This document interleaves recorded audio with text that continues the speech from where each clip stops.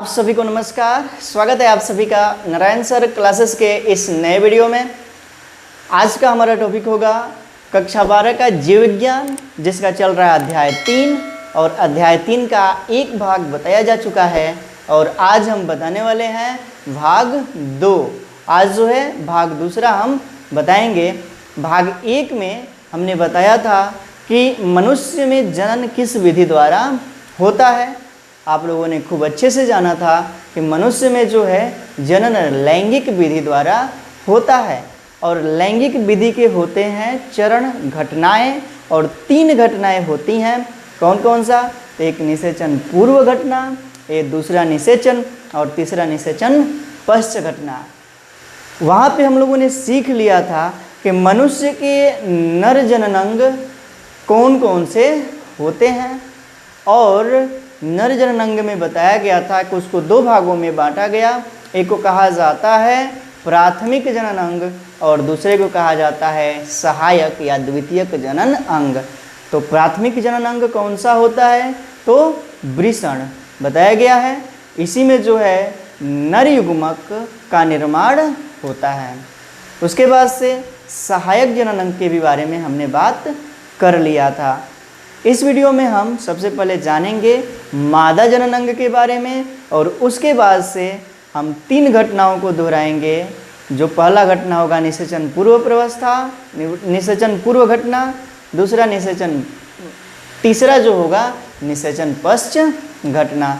इन घटनाओं को जो है जाना जाएगा, लेकिन सबसे पहले जान लिया जाए किसके बारे में? तो मादा जनन अंग के बारे में।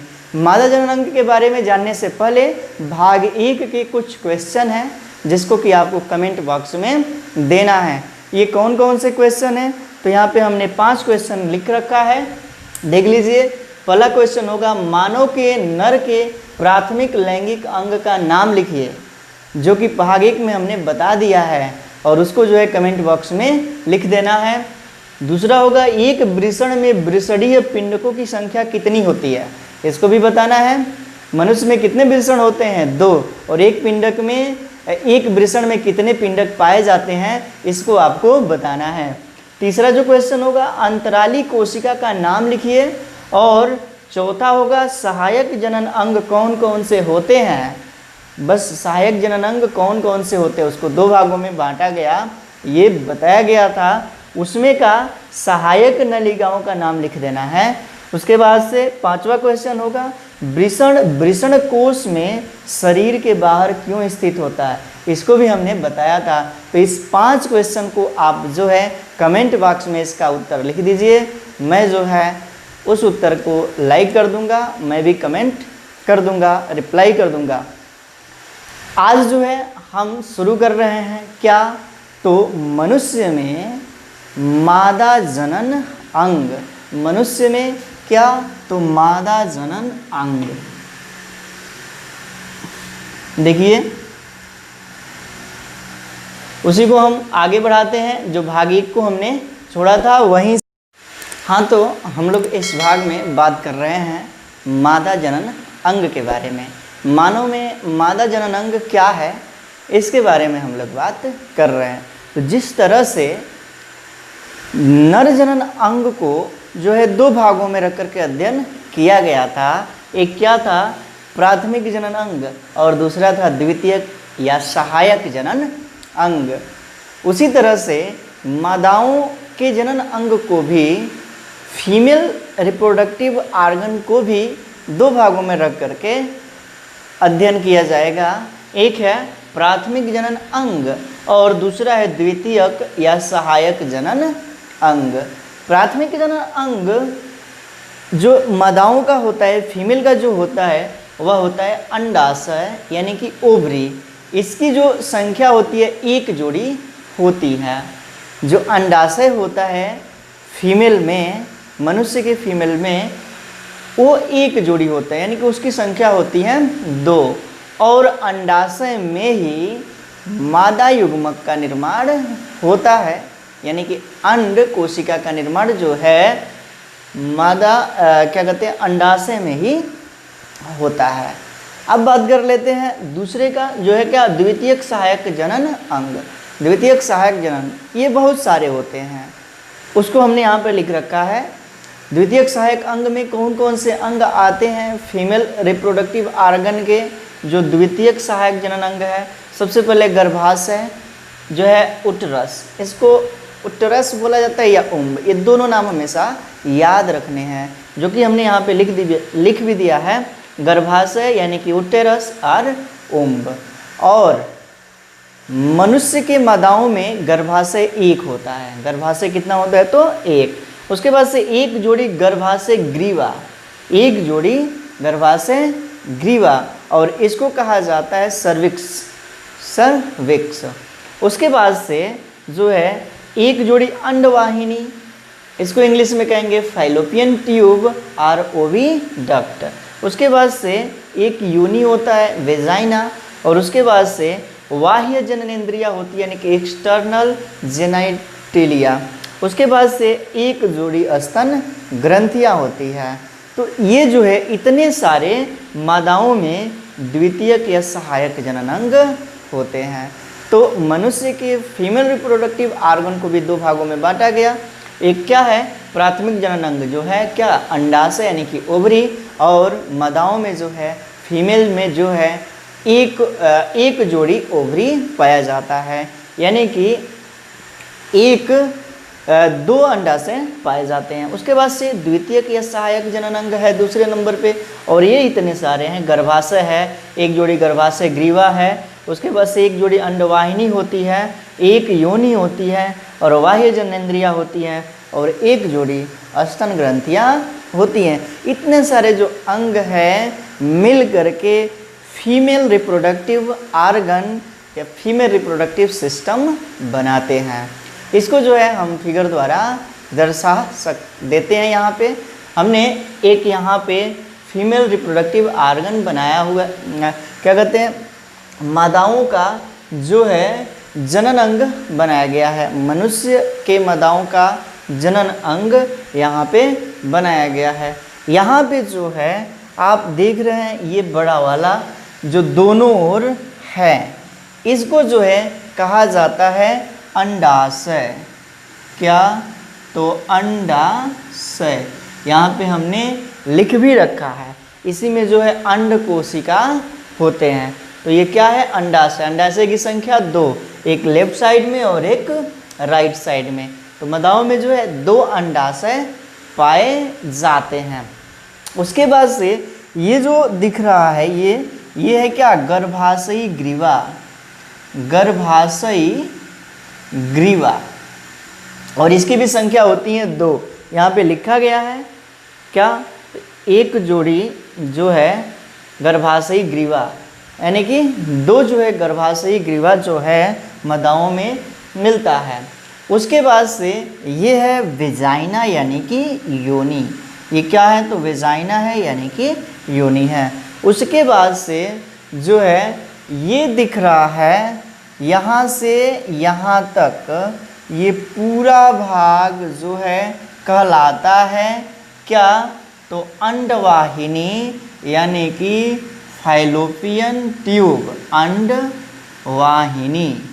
ये जो पूरा भाग है वो क्या कहलाता है? फैलोपियन ट्यूब यानी कि अंडवाहिनी।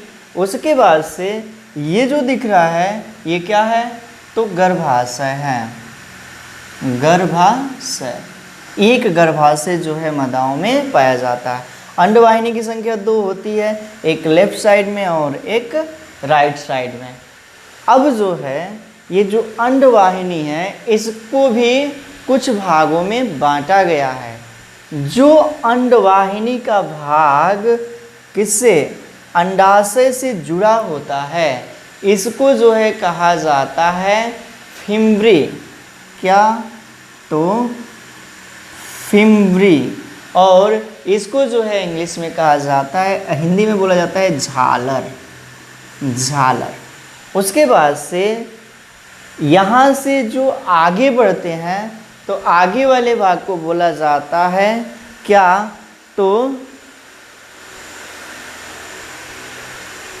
इन्फेरिकुलम। इसको बोला जाता है इनफंडिकुलम, इस भाग को कहते हैं, अंडाशय के इस भाग को इनफंडिकुलम, और इसको हिंदी में कहेंगे कीपक। क्या? तो कीपक। उसके बाद से अंडवाहिनी के आगे हम बढ़ जाएंगे तो इस भाग को कहा जाएगा एम्पुला। क्या चीज? तो एम्पुला। एम्पुला, इसी को हिंदी में बोला जाता है तुम्बिका। उसके बाद से फिर आगे चलते हैं तो वो मिलता है क्या? स्थमस। स्थमस ये अंडवाहिनी के भाग है, एम्पुला और स्थमस। तो जो भाग गर्भाशय से जुड़ा होता है अंडवाहिनी का, उसको जो है कहा जाता है स्थमस, और जो भाग जो है किससे? अंडाशय से जुड़ा होता है, उसको कहा जाता है फिम्बरी यानी कि झालर। फिम्बरी यानी कि झालर। अब बात करते हैं इस अंड में जो है क्या होता है, तो अंड कोशिका होती हैं। इसी को कहा जाता है क्या? तो मादा युग्मक। इसमें जो है अंड कोशिका होती हैं और इसी को कहा जाता है क्या? अंड कोशिका का निर्माण होता है, यही है मादा युग्मक। अब जो है बात कर लेते हैं क्या हुआ यहाँ पे, तो हमने पूरे मानव के मादा का जनन अंग का चित्र द्वारा यहाँ पे प्रदर्शित कर दिया। यहाँ पे जो है अंडाशय क्या है? प्राथमिक जनन अंग है। उसके बाद से एक गर्भाशय होता है, उसके बाद से गर्भाशयी ग्रीवा एक जोड़ी होती हैं, उसके बाद से जो है अंडवाहिनी होता है, एक जोड़ी अंडवाहिनी होता है, एक लेफ्ट साइड में और एक राइट साइड में। उसके बाद से अंडवाहिनी को इंग्लिश में बोला जाता है फाइलोपियन ट्यूब या ओविडक्ट। फाइलोपियन ट्यूब या ओविडक्ट। यहाँ पे कुछ जानकारी के रूप में हम दे देते हैं, आगे इसके बारे में हम बताएंगे। जैसे कि लैंगिक जनन में क्या होता है? नर और मादा युग्मकों का संयोजन होता है। तो मानव में भी लैंगिक जनन ही पाया जाता है, इसमें भी नर और मादा युग्मकों का संयोजन होता है। तो नर युग्मक जो है इस वेजाइना से प्रवेश करता है। नर युग्मक जो है इस वेजाइना से प्रवेश करता है और यहाँ से बढ़ते हुए चला आता है कहाँ पे? स्थमस और एम्पुला के बीच में। स्थमस और एम्पुला के कहाँ पे? तो बीच में। और यहाँ से अंड जो होती है, अंड कोशिका, ये जो है निकल करके आती है कहाँ पे? तो स्थमस और एम्पुला के बीच में। और वहीं पे जो है क्या होता है? नर और मादा युग्मक का संयोजन होता है। और जहाँ पे मादाओं में जहाँ पे नर और मादा युग्मकों का संयोजन होता है उसको कहा जाता है एम्पुलरी एस्थमस जंक्शन। क्या? तो यहाँ पर लिख लेते हैं ampullary isthmus ISH Thomas junction. तो जहाँ पे जो है नर और मादा युग्मक, नर युग्मक शुक्राणु और मादा युग्मक अंडाणु का संयोजन होता है, उस स्थान को कहा जाता है क्या? Ampullary isthmus junction. और इसको जो है हमेशा याद रखना है और ये हमेशा एग्जामिनेशन में पूछता रहता है कि नर और मादा युग्मकों का संयोजन वाले स्थान को क्या कहा जाता है? तो कहा जाता है ampullary isthmus junction. Ampullary isthmus junction. तो वहाँ पे क्या होता है? तो नर और मादा युग्मकों का संयोजन होता है। नर और मादा युग्मकों का यहाँ पे क्या होता है? तो संयोजन होता है। अब जो है आगे बढ़ जाते हैं, बात कर लेते हैं किसके बारे में? तो युग्मक जनन के बारे में। युग्मक जनन के बारे में।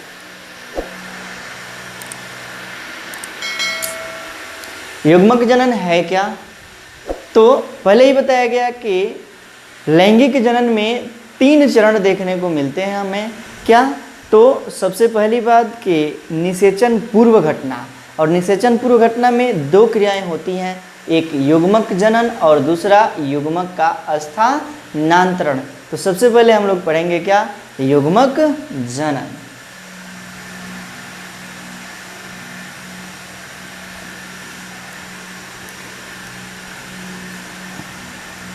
युग्मक जनन क्या पढ़ लेते हैं? युग्मक जनन।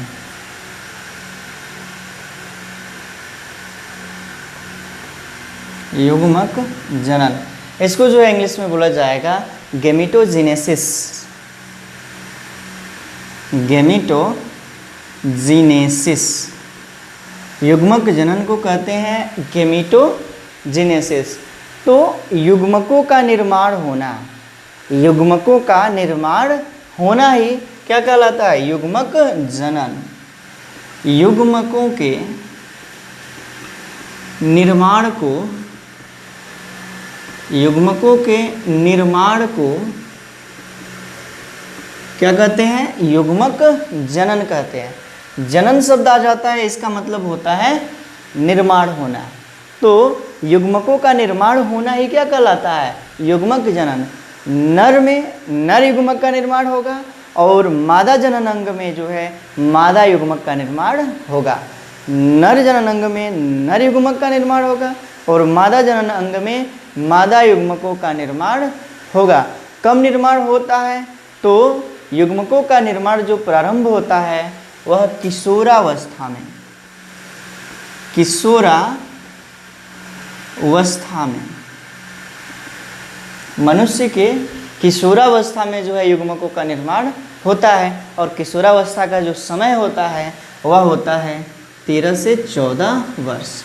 13 से 14 वर्ष की उम्र को जो है किशोरावस्था कहा जाता है और इसी समय से मनुष्य में युग्मकों का निर्माण प्रारंभ होता है। नर में नर युग्मक का और मादाओं में मादा युग्मक का निर्माण प्रारंभ हो जाता है। तो जो ये युग्मक होते हैं, नर में युग्मक का निर्माण होता है, उसको कहा जाता है शुक्राणु जनन। शुक्राणु जनन। नर भाग में नर युग्मक का निर्माण होता है जिसको कहा जाता है शुक्राणु जनन, और इसको जो है इंग्लिश में बोला जाएगा स्पर्मेटोजेनेसिस। स्पर्मेटोजेनेसिस। और उसके बाद से मादाओं में युग्मक का निर्माण होता है, इस क्रिया को बोला जाता है अंड जनन। अंड जनन या ओओजेनेसिस। अंड जनन, इसे कहेंगे ओओजेनेसिस। तो नर भाग में जो है नर जनन अंग में नर युग्मक का निर्माण होता है, इस क्रिया को कहा जाता है शुक्राणु जनन। और नर के जनन अंग के किस भाग में नर युग्मक का निर्माण होता है? तो वह है वृषण। तो कह सकते हैं कि वृषण में शुक्राणु के निर्माण को, वृषण में शुक्राणु के निर्माण को, शुक्राणु के निर्माण को क्या कहते हैं? तो शुक्राणु जनन कहते हैं। उसी तरह से मादा जनन अंग में जो है मादा युग्मक का निर्माण होता है, और मादा के किस जनन अंग में मादा युग्मक का निर्माण होता है? तो बताया गया है किसमें? तो अंडाणु में। ठीक है, अंडाशय में। कहाँ पे? तो अंडाशय में। तो मादाओं के अंडाशय में अंडाणु के निर्माण को, यानी कि अंड कोशिका के निर्माण को ही क्या कहते हैं? अंड जनन कहते हैं। लिख सकते हैं मादाओं के अंडाशय में, अंडाशय में अंडाणु के निर्माण को क्या कहते हैं? अंड जनन कहते हैं। तो यहाँ पे हम ये जान लिए कि नर के किस भाग में नर युग्मक का निर्माण होगा और मादा के किस भाग में मादा युग्मक का निर्माण होगा, और इसके बारे में हम पहले भी बता चुके हैं। ये बात सब याद रखनी है, सबका आगे उपयोग होने वाला है, सभी का जो है आगे उपयोग होने वाला है। तो यहाँ पे हम एक एक करके जान जाएंगे, क्या यहाँ पे हम एक एक करके जानेंगे क्या। तो सबसे पहले शुक्राणु जनन के बारे में जानते हैं। किसके बारे में? तो शुक्राणु जनन के बारे में। शुक्राणु जनन, तो इसके लिए हमें बनाना होगा वृषण को, जो कि भाग 1 में भी हमने बनाया हुआ है। वृषण को भाग 1 में भी बनाया गया था, यहाँ पर भी हमें बनाना होगा। बताया गया कि मनुष्य के नर में एक जोड़ी वृषण होता है, एक जोड़ी वृषण होता है। प्रत्येक वृषण में 250 कंपार्टमेंट होते हैं। कितने कंपार्टमेंट होते हैं? तो 250 इस तरह के कंपार्टमेंट पाए जाते हैं। प्रत्येक वृषण में जो है 250 कंपार्टमेंट पाए जाते हैं, जिसे कहा जाता है क्या? तो टेस्टिकुलर लोब्यूल। इस कंपार्टमेंट को कहते हैं टेस्टिकुलर लोब्यूल। और इस कंपार्टमेंट में जो है 3 से 4, 1 से 4 ट्यूब पाई जाती हैं, नलिकाएं पाई जाती हैं। 1 से 4 जो है नलिकाएं पाई जाती हैं, ये भी बताया गया था। इस नलिकाओं को जो है कहा जाता है शुक्रजन नलिका। क्या? तो शुक्रजन नलिका, शुक्रजन नलिका। ये नलिका इस तरह से होती है, यदि हम इसका काटेंगे तो क्या होगा? हमें जो है इस तरह का गोल संरचना देखने को मिलेगा, और इसके अंदर 2 तरह की कोशिकाएं होती हैं। इसके अंदर जो है 2 तरह की कोशिकाएं होती हैं। एक कोशिका को हम गोल द्वारा प्रदर्शित किए, और एक कोशिका जो है क्रॉस द्वारा प्रदर्शित किए। जो एक कोशिका जिसे गोल द्वारा प्रदर्शित कर रहे हैं, उस कोशिका को कहा जाता है शुक्रजन कोशिका, शुक्रजन कोशिका। और क्रॉस द्वारा जिसे हम प्रदर्शित किए हैं, उसको कहा जाता है सर्टोली कोशिका, सर्टोली कोशिका। देखिए, तो जो शुक्रजन कोशिका है, इसी में शुक्राणु का निर्माण होता है, इसी में जो है शुक्राणु का निर्माण होता है। शुक्राणु क्या है? तो नर युग्मक है। शुक्राणु क्या है? तो नर युग्मक है, यानी कि शुक्रजन कोशिका में ही नर युग्मक का निर्माण होता है। और उसके बाद से सर्टोली कोशिका क्या है? तो ये जो शुक्राणु होते हैं सर्टोली कोशिका से चिपके रहते हैं। सर्टोली कोशिका उसके लिए पोषण प्रदान करती है। क्या प्रदान करती हैं? तो पोषण प्रदान करती हैं। उसके बाद से यहाँ पर भी क्या है? शुक्रजन नलिका है।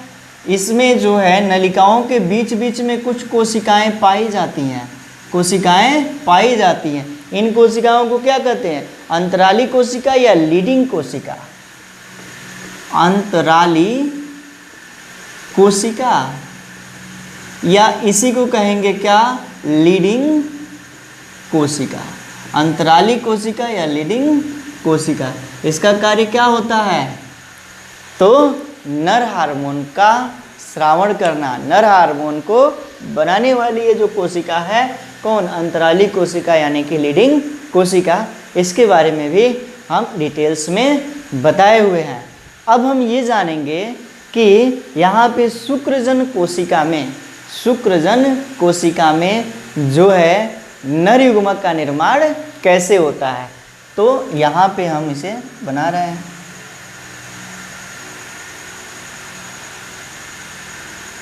शुक्रजन कोशिका में नर युग्मक का निर्माण कैसे होता है, थोड़ा सा और इसे बड़ा कर लेते हैं। किस तरह से शुक्रजन नलिका में जो है नर युग्मक का निर्माण होता है। देखिए, तो यहाँ पे जो है शुक्रजन नलिका है, और शुक्रजन नलिका में दो तरह की कोशिकाएं, एक शुक्रजन कोशिकाएं और दूसरी सर्टोली कोशिकाएं। तो हम यहाँ पे केवल शुक्रजन कोशिका को ही दिखा रहे हैं, यहाँ पे हमने सर्टोली कोशिका को भी साथ ही में दिखाया है। तो ये जो है शुक्रजन कोशिका है, क्या है? शुक्रजन कोशिका।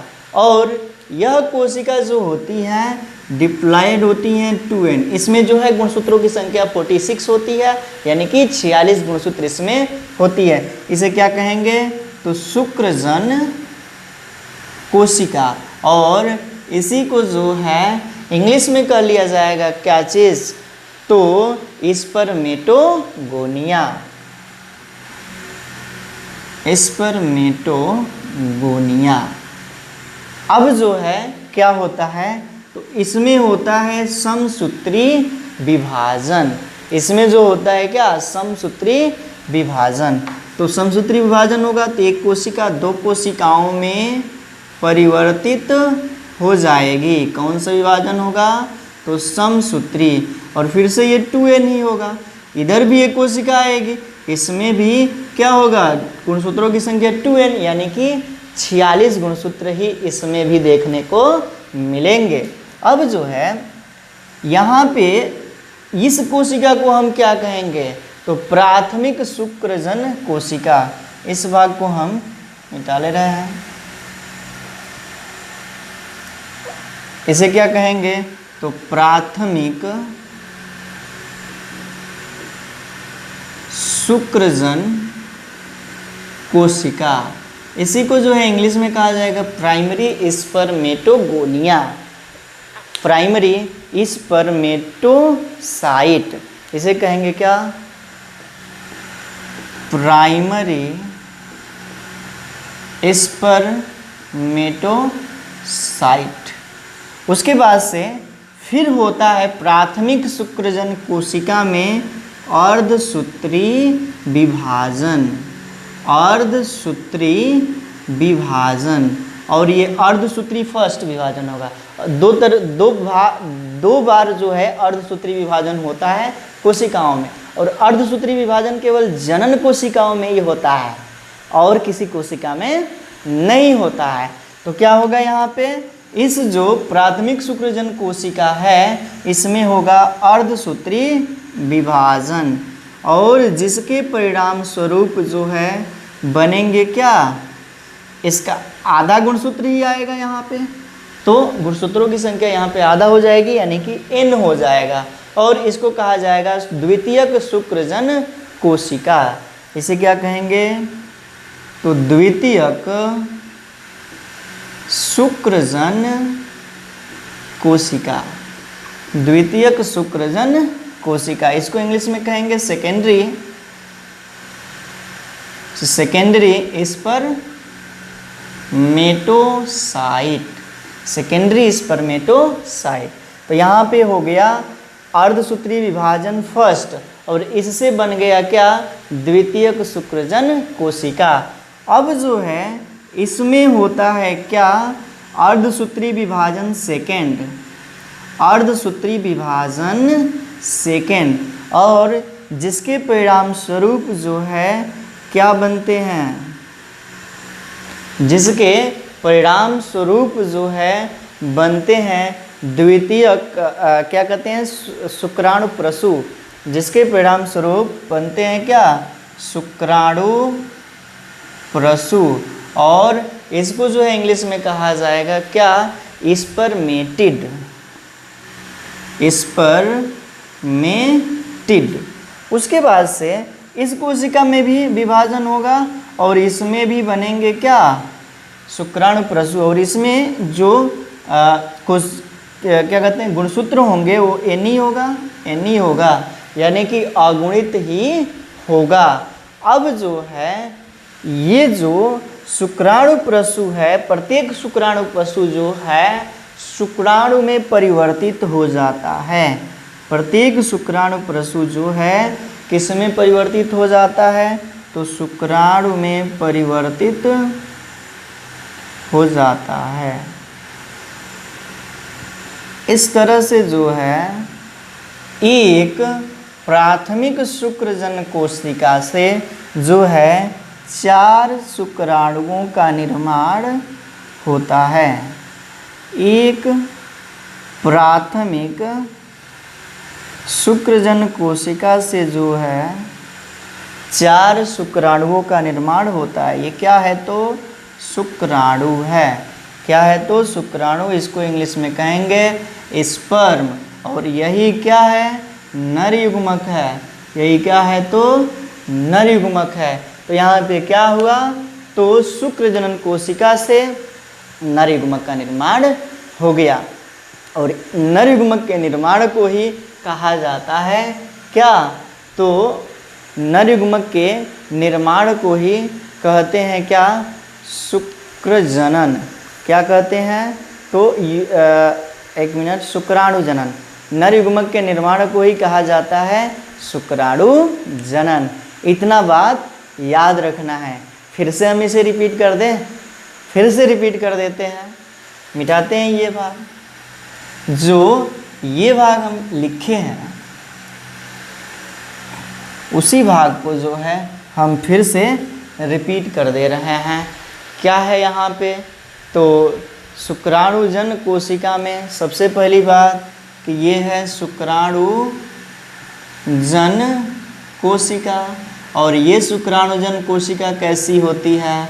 तो 2n होती हैं। और इसमें होता है कौन सा विभाजन? समसूत्री विभाजन। तो समसूत्री विभाजन में फिर से 2 कोशिकाएं 2n वाली बनती है, जिसको कहा जाता है क्या? प्राथमिक शुक्रजन कोशिका। प्राथमिक शुक्रजन कोशिका। और उसके बाद से फिर प्राथमिक शुक्रजन कोशिका में होता है अर्धसूत्री विभाजन फर्स्ट। अर्धसूत्री विभाजन फर्स्ट। और जिसके परिणाम स्वरूप ये द्विगुणित जो 2n है वो हो जाता है n। और फिर से इसको कहा जाता है द्वितीयक शुक्रजन कोशिका। उसके बाद से जो है फिर से इस द्वितीयक शुक्रजन कोशिका में होता है अर्धसूत्री विभाजन सेकेंड। अर्धसूत्री विभाजन सेकेंड। और जिसके परिणाम स्वरूप बनते हैं 4 अगुणित शुक्राणु प्रसु। 4 अगुणित शुक्राणु प्रसु। शुक्राणु प्रसु जो आगे चल करके किस में परिवर्तित हो जाते हैं? तो शुक्राणु में परिवर्तित हो जाते हैं। और शुक्राणु ही क्या है? शुक्राणु ही क्या है? तो शुक्राणु ही है नर युग्मक। शुक्राणु ही है क्या? तो नर युग्मक। तो एक प्राथमिक शुक्रजन कोशिका से 4 शुक्राणुओं का निर्माण होता है। ये बात हमेशा याद रखनी है। एक प्राथमिक शुक्रजन कोशिका से जो है 4 नर युग्मकों का यानी कि शुक्राणुओं का निर्माण होता है। अब यहाँ पे एक दूसरी कोशिका थी, कौन सी? तो सर्टोली कोशिका। सर्टोली कोशिका का क्या कार्य होता है? तो यही शुक्राणु जो है सर्टोली कोशिका से चिपके रहते हैं, जो कि वह कोशिका इन शुक्राणुओं के लिए पोषण प्रदान करती है। इतना आप जाने रहिए। आगे बढ़ जाते हैं, आगे जानते हैं क्या? तो थोड़ी सी और बातें जान लेते हैं। जो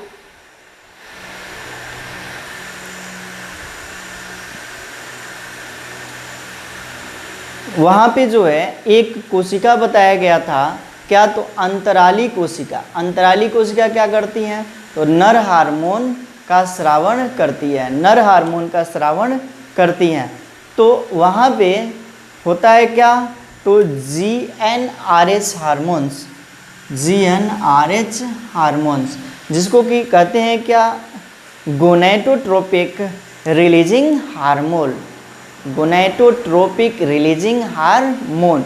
जब यह अत्यधिक मात्रा में हो जाता है तो अग्र पीयूष ग्रंथि जो होती है यानी कि एंटीरियर पिट्यूटरी ग्लैंड जो होती है इससे क्या होती है, स्टिमुल होती हैं, स्टिमुलेट होती हैं, यानी कि उसको जो है ये हार्मोन जो है उत्तेजित कर देता है, जिसके फलस्वरूप जो है दो हार्मोन का निर्माण होता है। कौन कौन सा?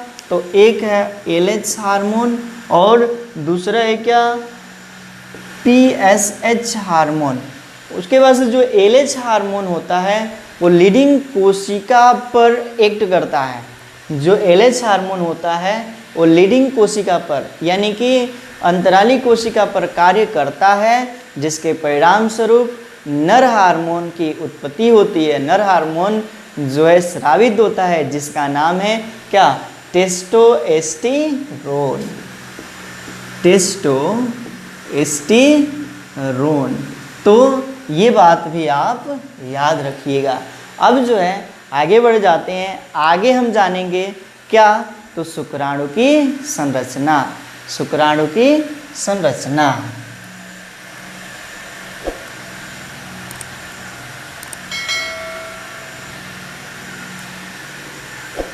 देखिए, शुक्राणु की संरचना क्या होता है।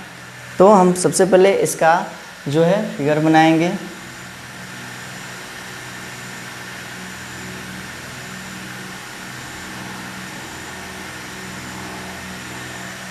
दूसरा मार्कर लेते हैं।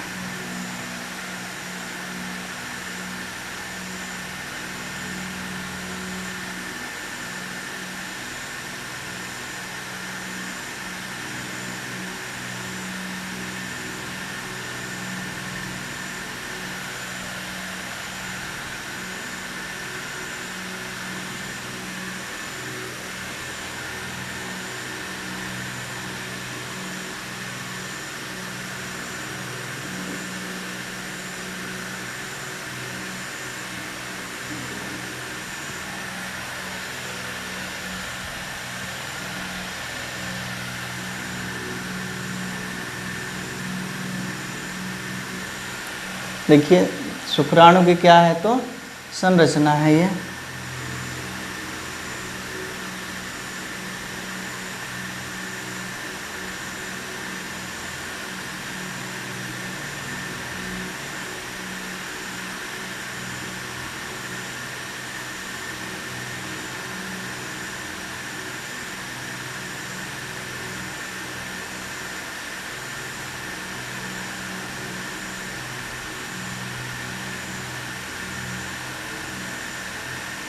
शुक्राणु की संरचना।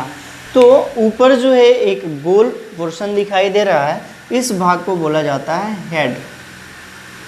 हेड यानी कि शीर्ष, शीर्ष भाग है ये।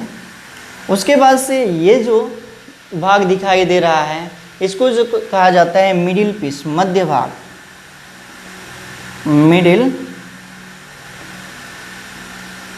पीस। उसके बाद से जो ये भाग दिख रहा है इसको कहते हैं टेल यानी कि पूंछ। तो मुख्य रूप से तीन भाग होते हैं, किसका, तो शुक्राणु का। क्या है, तो ये शुक्राणु की संरचना है।